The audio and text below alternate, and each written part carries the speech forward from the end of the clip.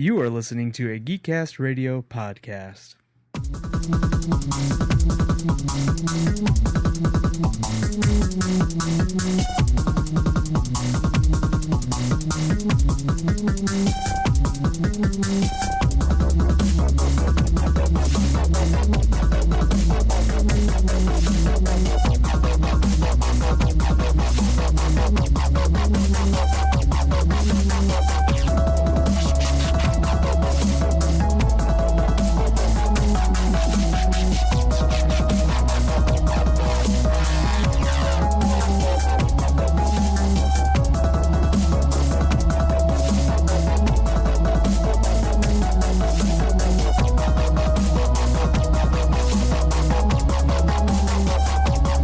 Hello and welcome to Off the Cuff. I am your host, as always, Michael Powers. I'm joined this week by Steve Megatron Phillips. If you've listened to any of the previous episodes over about the last month, you should have an idea of how this format goes, so I'm going to stop reminding everybody because I know that can get a little annoying. Steve, why don't you say hi since I completely botched that. So, yeah, anyways, everyone knows how this is supposed to go. Steve, what would you like to talk about this week? I thought I'd have some fun with this. Geek bucket list. Oh, no. It doesn't have to be very long, though. No, oh, man. I know I threw you off your game, didn't I? A little bit, but you know what? It's interesting because Dana brought games, Mike brought gaming-related topic. You seem to at least be diving into the anything goes aspect, and I really appreciate that. Not a problem. Man. Geek bucket list. I assume you have some things. I have some things that I could throw in there, yes. Well, what do you got? I want to see. Well, like, I did have meet Frank Welker until I found out it was going to cost me $700, and then I was like, well, that's not going to ever happen. Well, at least not at a con. I mean, you could still run into the guy on the street and stun him with your robot car. Yeah. That was a Knight Rider joke. He wasn't Knight Rider, though. He wasn't Kit. I know. No. It wasn't that. I was just referencing Knight Rider 2000 where Kit stuns Scotty. Oh, geez. And doesn't realize it's him because he's broken. It was a bad joke. I'm sorry. I haven't seen it, so I don't know. Oh, okay. Well, yeah. Okay. That makes a lot of sense then why it didn't land at all beyond the fact that it was a Knight Rider 2000 reference. But yeah, that was one of the things on my bucket list per se, because I'd always wanted to meet the guy like at a con or something, but that would have almost been possible this year. But yeah, I'm not going to go into that. Besides the fact the convention's charging an arm and a leg. If we're talking about people that will never meet, I think I would have liked to have had some type of. I mean, this is a bucket list, right? So anything goes. Yeah. Yep. I'd like to have some. I would have liked to have had some kind of conversation with Steve Jobs. That would have been cool, actually. I say that only because, again, as a self-professed Apple fan, and because I've read both of the biographies on him, and I find him to be a very fascinating person. And I've watched almost every Apple keynote since 2004, and there wasn't a single product that guy could not sell me. Just his enthusiasm for things, and in the biographies, like the way he handled things and the way he got things done just intrigues me. And I would have liked to have had a conversation with him. So Makes sense. That's one. Number two is I'd like to be in. It'll probably never happen, but I'd like to be in like a superhero movie of some kind. Like even as an extra? Yeah, just as an extra. Like sure. I was attempting to try and do that for the Batman vs Superman thing, but it fell on a really bad weekend. Uh, for the one that they were doing in Pontiac, What about the one in Lansing? that fell on another bad weekend. I was quite sad. Sure, you'll have more chances. Yes, I'm sure Oh there'll wait, be some. didn't Michigan shut down that credit? Yep, it ends in November. Oh, okay, never mind. You won't have any other chances. They'll find a new Gotham City or whatever. They'll fabricate it. It doesn't matter. I'm screwed. But yeah, I mean, I'd love to be. I've always been fascinated with the films, the feature films or animation or anything. But I'd just love to be an extra in a film, just so that I could say I was there. I was there when they shot that movie. Primarily, I'd like to be in a superhero movie, but that's just because that's what my favorite movies are at this point. I don't know if I would ever want to be in a movie. There was a point where, because I'm like my job as a projectionist like puts me in a union, that I'm some part of that stipulates that I'm eligible to work on movie sets. Oh, that's cool. So nothing ever came of it. I was told about it by some of the other guys that work in the union that have been there longer. Like, I could have gone down to Pontiac or Lansing for that stuff, but like nothing ever. I never chased it down or anything. But like, there's something with the projectionist union because it's like a stage union too, like projectionist and stage handling. Because like they used to do the lighting at the Whiting Auditorium. Oh, really? Yeah, they used to be responsible for that. So I don't know how all that stuff works out, but that would have been interesting. A bucket list thing that I would like to do, and this I feel like would be achievable, something I've never really done, mostly because I price myself out of it. I would like to build my own computer. Oh, that's very doable. Oh, I know it's doable, but like I said, I always price myself out of it, and I can't justify it to my wife. Okay. I mean, mostly Makes because sense. I have, I have a computer already, and I don't game on. I basically be setting out to build a gaming PC, but I have every console under the sun. So it's kind of like, what do I need a gaming PC for? Like, because I'm going to be able to play all the games anyways. Okay. But yeah, I just always, mostly it's my own fault. I always price myself out of it. Like I try, and then I kind of cut things back and I think about future proofing something, like, or like just getting myself like, this is a set of standards that I want to adhere to, and I will upgrade it later. But then I think about that upgrade path and having to justify those upgrades to my wife, and it just falls flat. At this point, I think the only way I'm going to achieve my bucket list of building my own computer is either to win the lottery, my wife to die, or to get a divorce. Like, one of those three things has to happen in order for me to fulfill that part of my bucket list.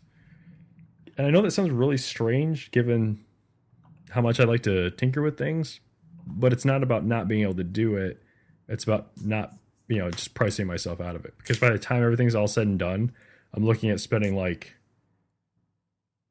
I don't know, I think the last time I did it was like $1,500 or something like that. Maybe a little more. And at that point, I'm like, I could just buy another Mac. I tend to not price myself out of them because I have limited funds. I'm usually 99% of the time able to recycle a lot of the old equipment. Because it's the PC and everything, and I can other than this last time that I had to upgrade because I had to change from in a kind of crossover motherboard of the old hat kind of PC style to the current age where they use SATA, because I had an IDE SATA motherboard. So I could no longer use those. So a lot of that stuff I had to ditch and buy new of because my old hard drive was IDE, my old DVD burner was IDE. So a lot of that stuff I had to change out. But Most of the time, I'm able to price out a computer like just upgrades from my current PC for under $300. See, I look at that. Like, But it's not the state of the art of anything. It's enough of an upgrade compared to what I have, but it's moving into the new format that I could go much higher. Like my motherboard, I currently have an i3 Pentium, which is dual core, but I could go up to an i7 in this motherboard. My motherboard also supports up to 32 gigs of RAM, and I have 8 in it right now.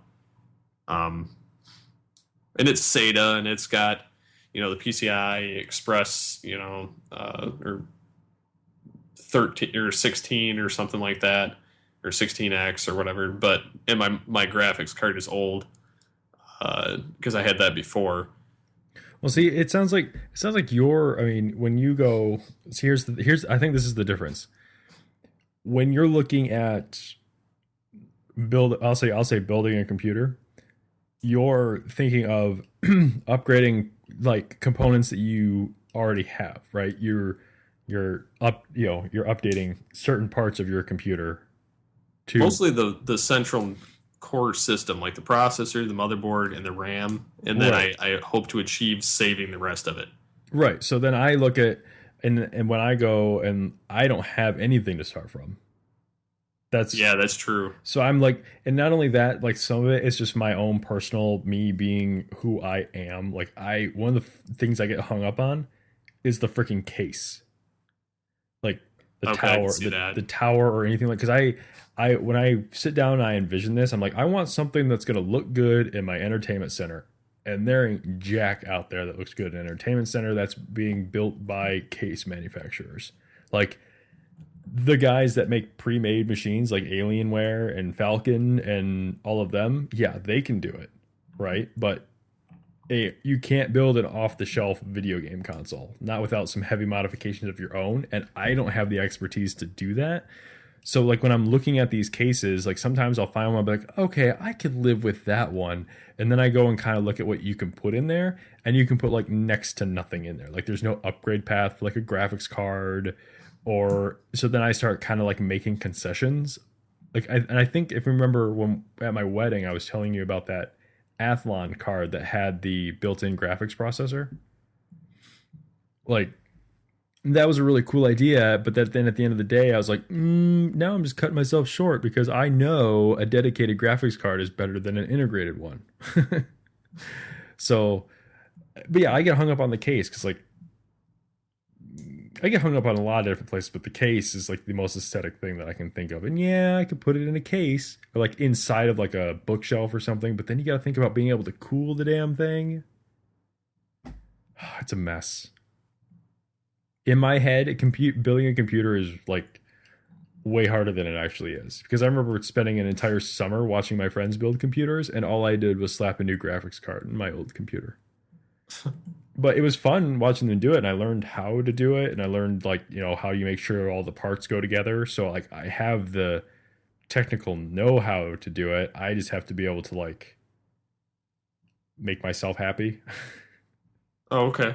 And I just can't. I look at stuff and I'm like, nope, that's sorry, can't get past it. So that's one of the reasons I stick with consoles is because they at least look nice sitting under your TV. Makes sense.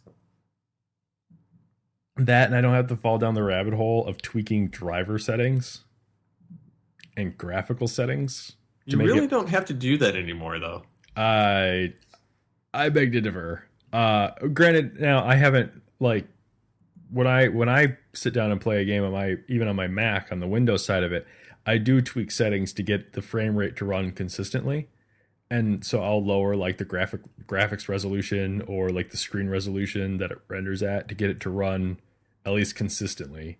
And I've heard from like other podcasts, like even the more demanding games that are out there, like the Far Cries and the Crisis, like there's a lot of tweaking that needs to be done. Like I shouldn't say there's a lot of tweaking that needs to be done.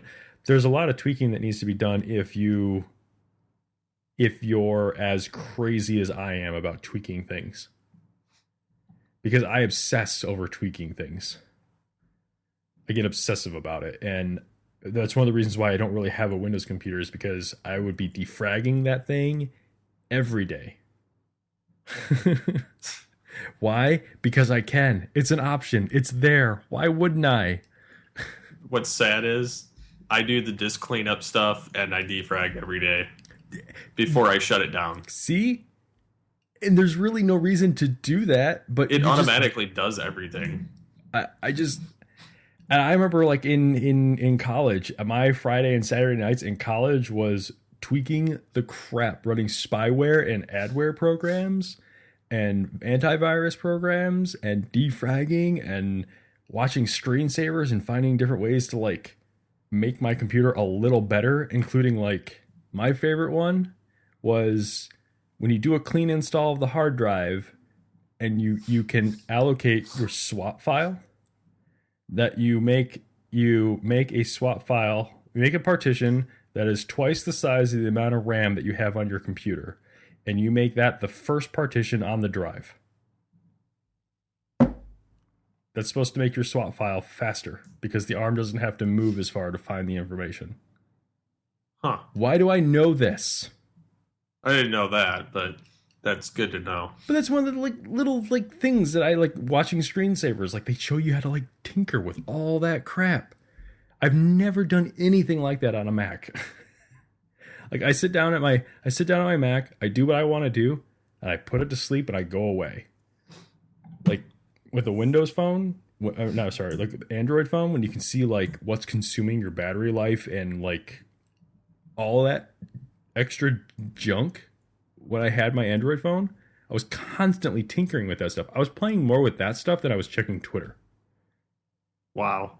That's how obsessive I get about this stuff. Like I've spent like 4 hours like configuring like streaming files from a network drive to my TV one night. The thing does it automatically, but I spent the next 4 hours trying to figure out the best way to do it.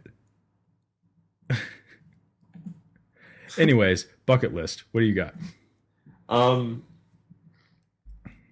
Well, one of my other ones is, and this is more realistic, whenever I actually get this figured out, I'd like to do a panel at a convention someday.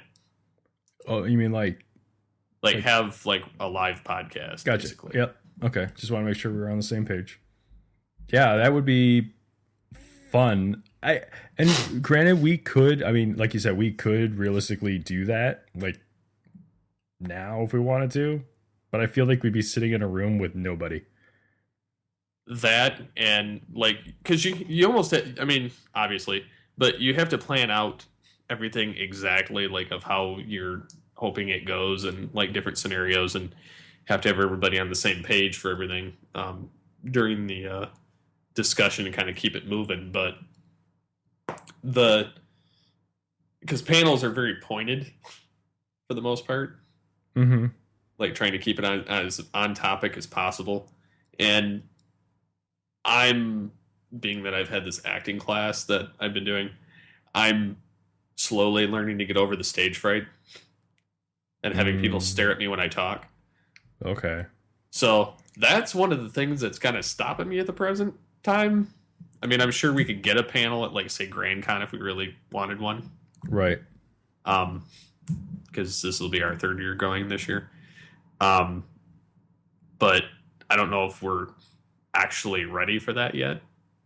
No, that's what I was talking about. My fear is, I mean, because to me, I feel like if we were going to do like a panel, like I feel like we would just be doing like a live recording of a podcast.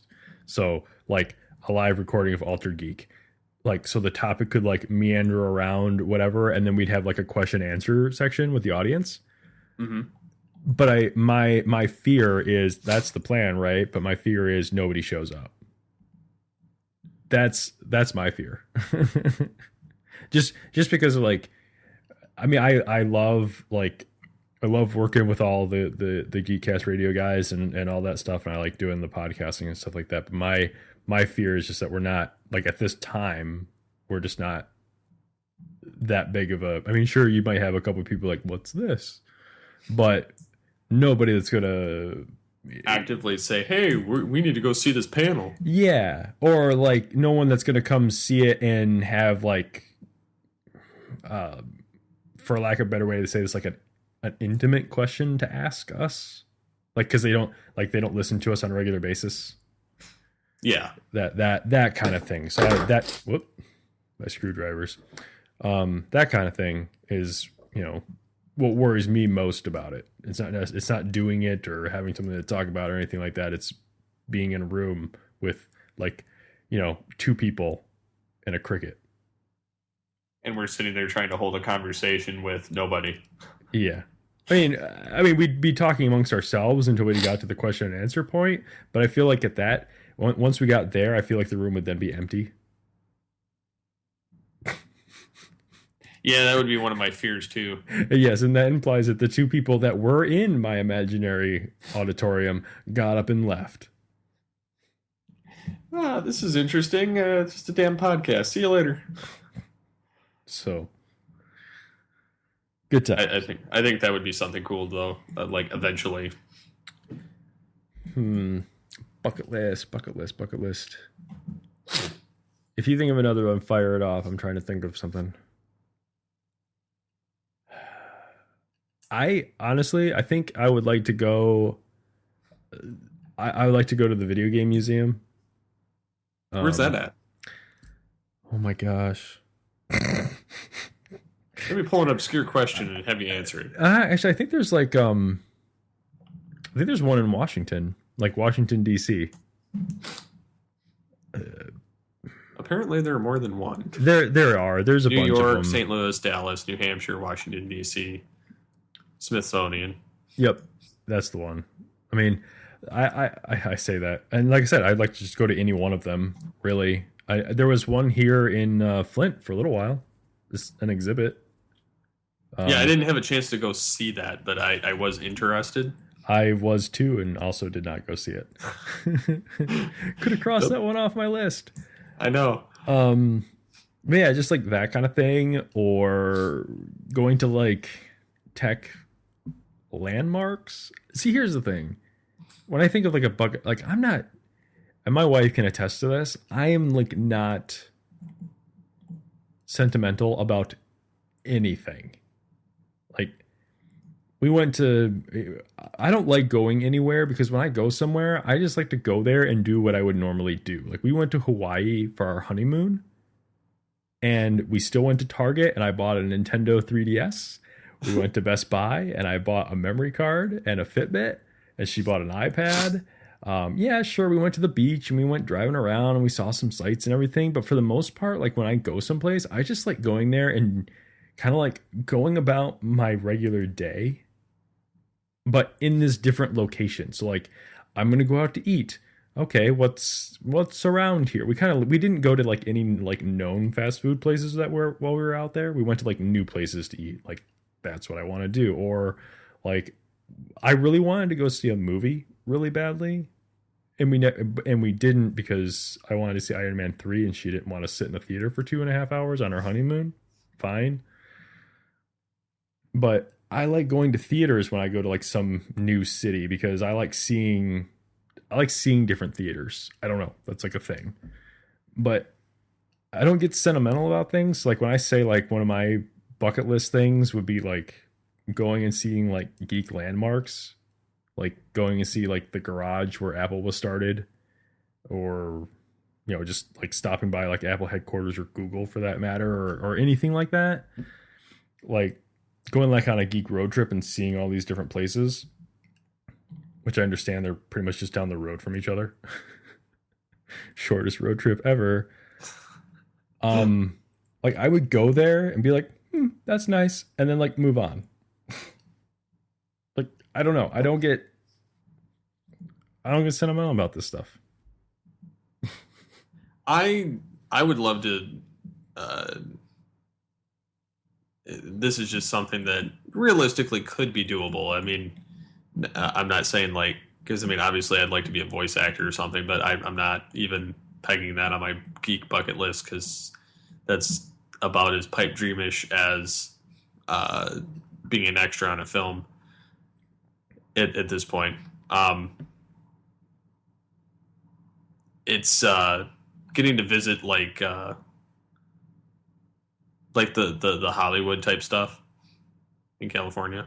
Okay, yeah, but see that to me, I'm not That's gonna. that's kind of like your tech, road trip. Yeah, but and just going back to that, in any kind of road trip, really, like that would be cool too. Like I can totally get behind that, but at the end of the day, it's kind of like it's the same thing to me. Like I could go to the spot where I don't know. I mean, you'd probably have to go to Toronto to see most of the things, right? Or Vancouver. But Maybe. to visit like locations from movies. Like, Well, yeah, but probably. see, like I'm saying, like if I were to go there and be like, oh, that's where this, or like go to like downtown Detroit and see like or to Detroit and see the train station that Michael Bay likes to use in all of his movies. Like that would be really cool to go down there and see that. But after like 5 minutes, I'd be done and ready to go, and I probably wouldn't take any pictures. Like I don't know. That's just me. Like I'm not trying to like, and that's not everybody. I'm not trying to like put you down. I'm just saying I'm just using yours because like that would be cool too. Like going to all these like famous like I don't know if I'd want to go to like the studios necessarily, but maybe like where certain scenes were shot. I think would be a much more fun road trip. Uh huh. Um, but again, you're probably just driving around Vancouver. I wouldn't care either way, honestly. I've always been fascinated with the behind the scenes type stuff of the TV, film, animation, whatever. Mm-hmm. So like any of that, I would love to see the behind the scenes of, despite the fact that um, there's probably nothing that glamorous about it. I like to see Pixar in Emeryville. That would be cool. That would be neat. Um, hmm. Kind of aside from a bucket list though, is there like a moment in time you would like to visit? Like if you could go like I don't know. No, that's a dumb thing. I don't know where I was going with that. I think I was gonna say like if there is there like a moment in time that you would like to be able to visit? Like assume let's say time travel was invented and you could put like a that on your bucket list. Is there like a moment that you would like to visit? I don't know if there would be. I really don't. Like it's. I really haven't. I really don't have any like nostalgia to go back in time and visit something. I mean, unless it was maybe like a point where a certain actor or a certain tech person were alive, Mm-hmm. so that I could see them at some kind of an event. Like Gene Roddenberry. Yeah, like that kind of thing. Gene Roddenberry. I mean, even maybe going back and seeing the guys of Apple or something when they're first trying to sell their stuff and or first started Apple or whatever. Just go to see how that looked back then compared to how it would be now, and just interesting things like that.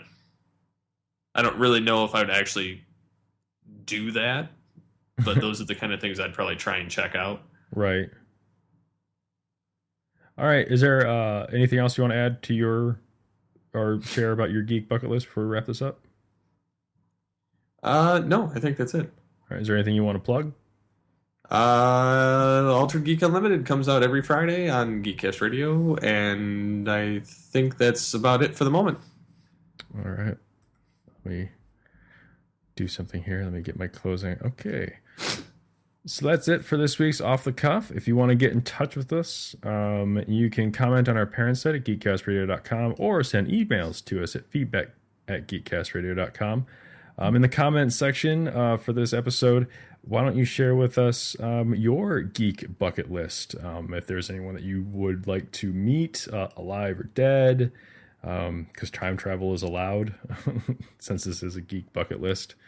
So yeah, let us know. Share your geek bucket list with us. You can find myself, Michael Powers, on Twitter, Xbox Live, and the PlayStation Network at Booth Ninja 81. Steve? You can find me almost on all social media as at SCP21. All right. See you guys next week.